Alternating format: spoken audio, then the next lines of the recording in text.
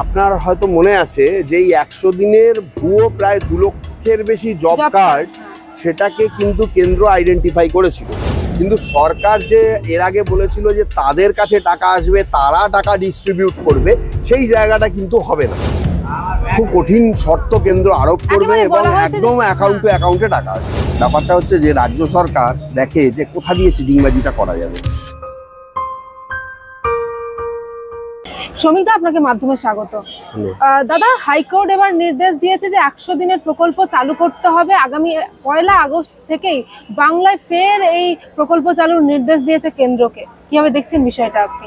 দেখুন, এই বিষয়টা আমি দুটো জিনিস দিয়ে ব্যাখ্যা করব আমার নলেজ অনুযায়ী। প্রথমত হচ্ছে যে কোনো সিভিলাইজড যেখানে মানে আমাদের রাজ্যর সঙ্গে কেন্দ্রর একটা যেখানে সম্পর্ক, এই সমস্ত কাজকর্মের যে বিষয়গুলো কেন্দ্র কখনো কোনো মানুষকে, যেটা কেন্দ্রীয় প্রকল্প, কোনো মানুষকে বঞ্চিত রাখতে পারে না। এটা কেন্দ্র যে কারণে বন্ধ করেছিল তার মধ্যে অনেক বিষয় ছিল, কিন্তু সেই বিষয়গুলো হাইকোর্টের কাছে খুব একটা মানে হাইলাইটেড হয়নি। হাইকোর্ট মনে করেছে যে অবশ্যই প্রকল্প চালু রাখা দরকার। কিন্তু এখানে ব্যাপারটা হচ্ছে যে আমার যেটা মনে হচ্ছে যে দেখুন, এই 100 দিনের কাজ নিয়ে এর আগে প্রচুর গন্ডগোল হয়েছে এবং আপনার হয়তো মনে আছে যে এই 100 দিনের ভুয়ো প্রায় 2 লক্ষের বেশি জব কার্ড, সেটাকে কিন্তু কেন্দ্র আইডেন্টিফাই করেছিল। তো এই ব্যাপারগুলো মানে রাজ্য সরকার এগুলো করছে শুধুমাত্র পয়সা নিজেদের পকেটে নেওয়ার জন্য। কিন্তু এখানে একটা ব্যাপার আছে, আপনি যেটা বলছেন, হাইকোর্ট কিন্তু স্পষ্টভাবে এটাই বলেছে যে যে স্ট্রিক্ট নির্দেশাবলী আছে সেই নির্দেশাবলী মেনে করতে হবে, এবং শুধু তাই নয়, যারা কাজ করবে সরাসরি তাদের ব্যাংক অ্যাকাউন্টে টাকা আসবে।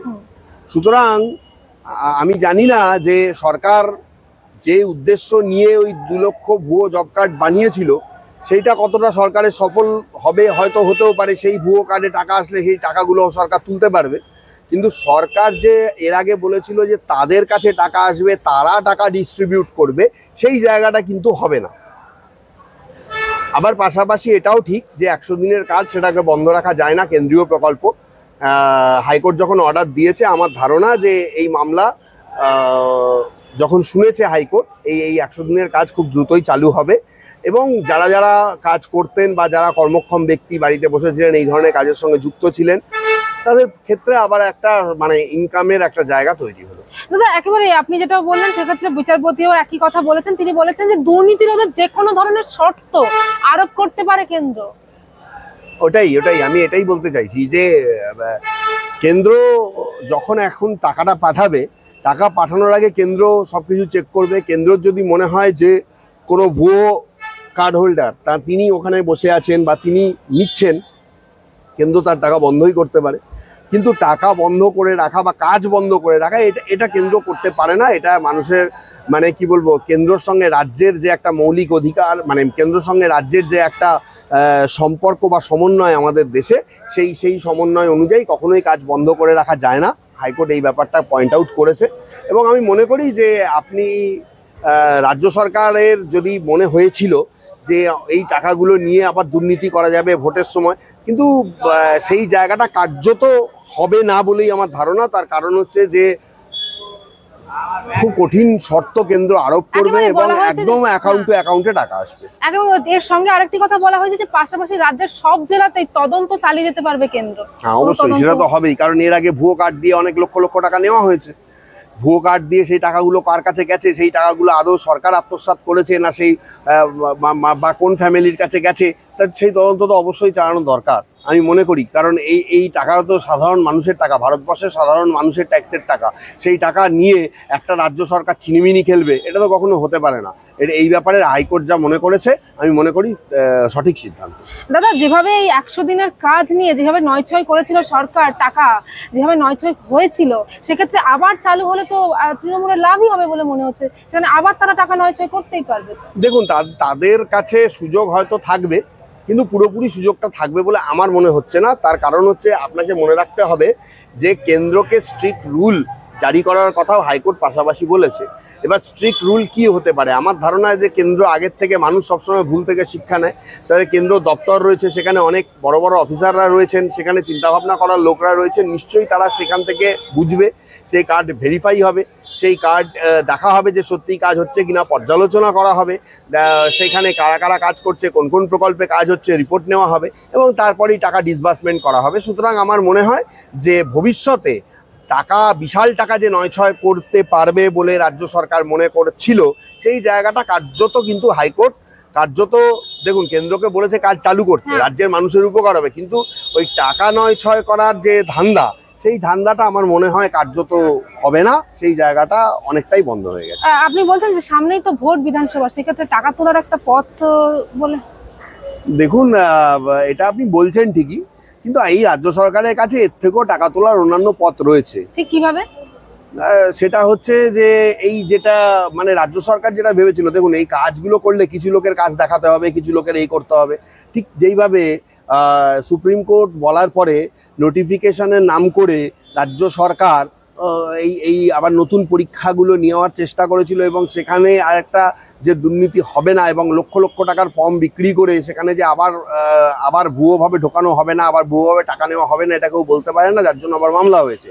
এছাড়াও আরও অনেক জায়গা রয়েছে যেগুলো হচ্ছে যে রাজ্য সরকার এর আগেও অতীতে ফলো করেছে, সেইগুলো আমার মনে হয়, যেমন আমি আপনাকে বলি, রাজ্য সরকার একবার বলেছিল ঠিক এই আগের বছর গঙ্গাসাগর মেলার সময় যে কেন্দ্রীয় প্রকল্পের টাকা নাকি আসে না। আমি আপনাকে তথ্য দিয়ে দেখিয়ে দেবো, সেই সময় কেন্দ্র একটা মোটা টাকা পাঠিয়েছিল, কিন্তু রাজ্য সরকার তার কোনো হিসাব দেয়নি।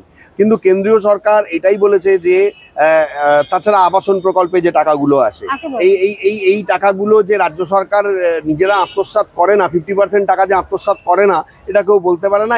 এর বেশিরভাগ টাকাটাই রাজ্য সরকার আত্মসাৎ করে এবং করে এসে হচ্ছে ভুয়ো নাম দিয়ে অনেক লোক বাড়ি পেয়েছে, যারা লিস্টে আছে তারা বাড়ি পায়নি। এরকম ঘটনা সারা পশ্চিমবঙ্গ খুঁজলে আপনি কয়েক লক্ষ পাবেন, এমনকি সংখ্যা হয়তো 8 কোটিতেও ছুঁতে পারে। সুতরাং আমার মনে হয় যে এই সব জায়গাগুলো থেকে রাজ্য সরকারের একলপ্তে অনেক টাকা ইনকাম করে নেওয়ার সুযোগ, কিন্তু 100 দিনের কাজের টাকা ধরুন আপনার 1 লক্ষ ভুয়ো কার্ড হলেও সেটা বিশাল পরিমাণ অঙ্ক হবে না, কারণ এই টাকাগুলো তার প্রচুর টাকা নয়, যার জন্য এইটার দিক থেকে। আর তাছাড়া ব্যাপার হচ্ছে যে যেহেতু একটা অ্যাকাউন্টে ঢুকবে, সেখানে কেন্দ্রীয় সরকারের একটা ব্যাপার রয়েছে, ব্যাংক অ্যাকাউন্ট সাধারণত ব্যাংকে থাকে, ব্যাংকও ভেরিফাই না করে ছাড়বে না। সুতরাং রাজ্য সরকার এই জায়গাটায় কতটা করবে এটা আমার মনে হয় না। আপনি বলছেন এবার টাকা মানে ৯-৬ করতে কঠিন, মানে হ্যাঁ, ব্যাপারটা কঠিন হবে, এটা আমার মনে হয়েছে।